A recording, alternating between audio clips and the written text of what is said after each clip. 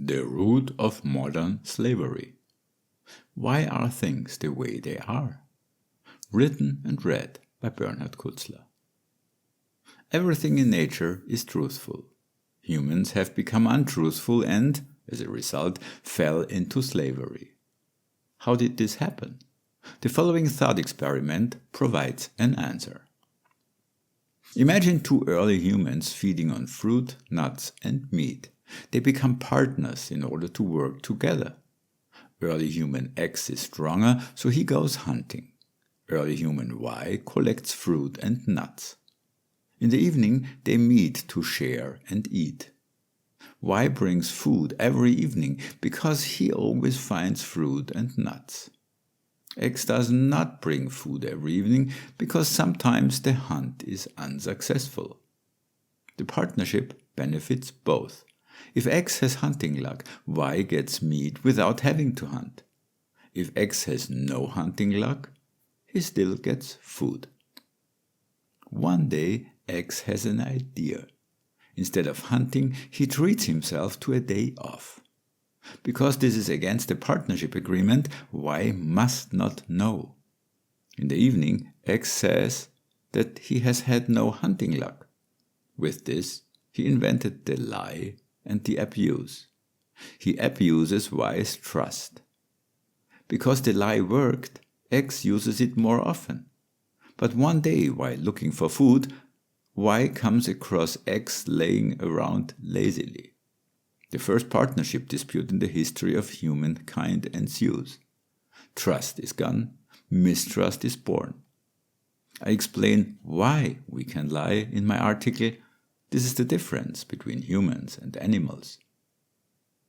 X and Y share a territory. A territory is an area that offers everything for survival, such as space, water, and food. In nature, animals or groups of animals use territories that are just big enough for them to survive in. One day, X has an idea that is even more beneficial for him than the lie. He declares himself the owner of the shared territory and presents Y with a fait accompli. Y has to provide food for both of them from now on, or leave the territory. As X is stronger, Y has to comply. He could leave the territory and find his own, but there are no more free territories because the stronger early humans have done the same everywhere. Y only has the choice of who he has to collect food for from now on. By declaring himself the owner of the territory, X has also become the owner of the resources it contains. He now has more space, water, and food than he needs. By gathering food for both of them, Y buys food and the right of residence from X. He pays with his labor. Since early human Y needs space, water, and food, he now depends on X, or another landowner. He has become a slave. Along with land ownership, X also invented resource ownership and slavery. From now on, there are owners and slaves, rulers and subjects. Early human X can now laze around as he pleases. He just has to watch Y so that he works and doesn't rebel. When the slaves reproduce, their numbers increase. This is both beneficial and dangerous. The more slaves someone has, the more surplus they can generate for him, but slaves could band together and rise against the owner. The following measures shall prevent this. First, cooperation between owners. Second, guards. Third, prices. Fourth, distractions. Fifth, manipulation of natural needs. Let's look at these measures. First, cooperation between owners. The owners coordinate so that the conditions for the slaves are similar everywhere. This prevents slaves from moving to more attractive territories. Second, guards.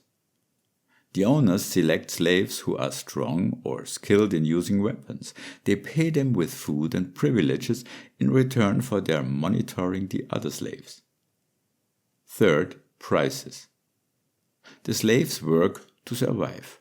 The more expensive life is, the more they must work. The more they work, the less time they have to think about their situation or even organize for an uprising. Hence, the owners make life as expensive as possible.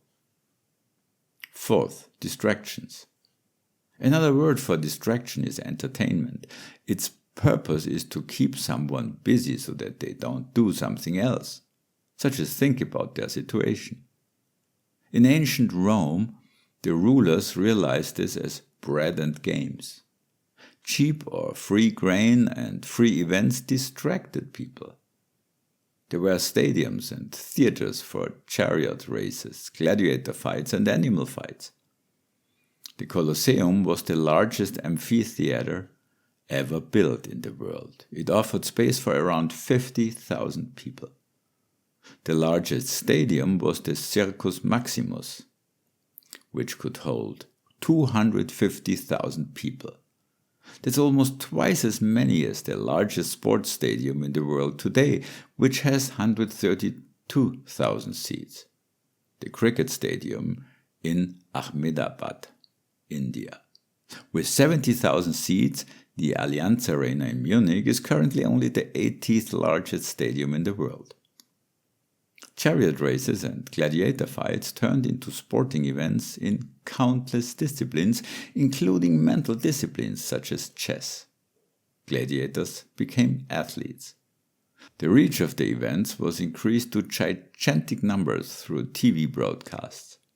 For example, 1.5 billion people viewed the final of the 2022 Soccer World Cup in Qatar.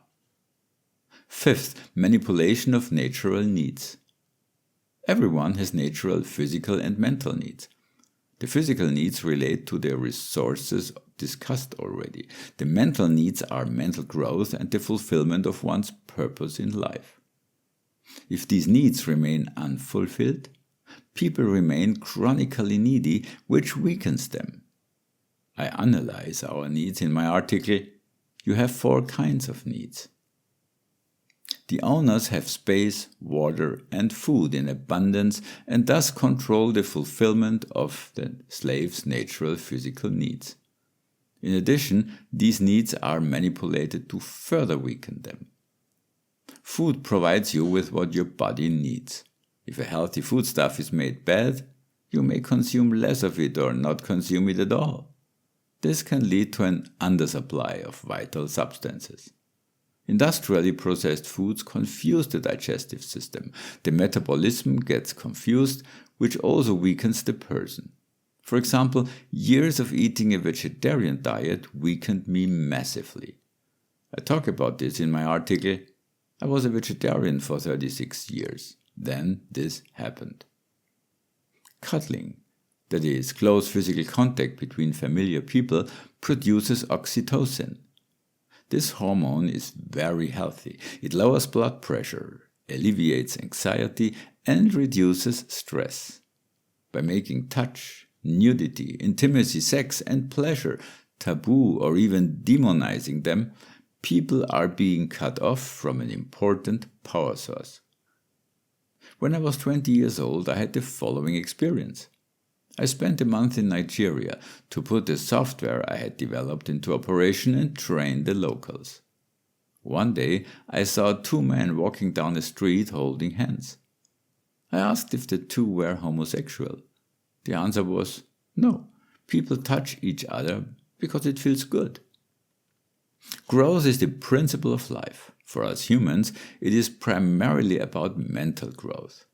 For this, you only need to be like a child and explore the world with curiosity.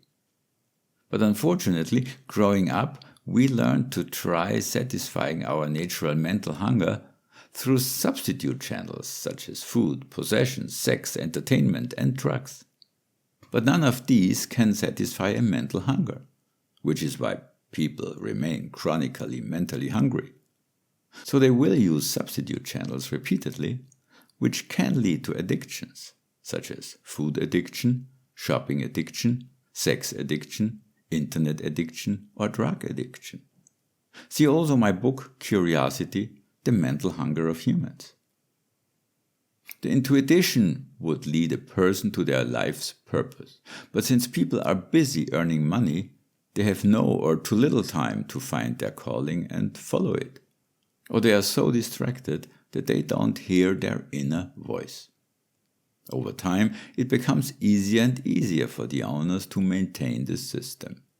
The descendants of slaves are born into slavery and, therefore, do not even know what it is like to be free. As a result, they hardly ever question their situation or even want to change it. The above considerations explain what is happening today.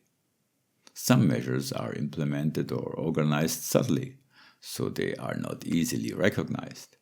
For example, if someone owns a house with some land, they have not yet become an owner in the sense of a ruler.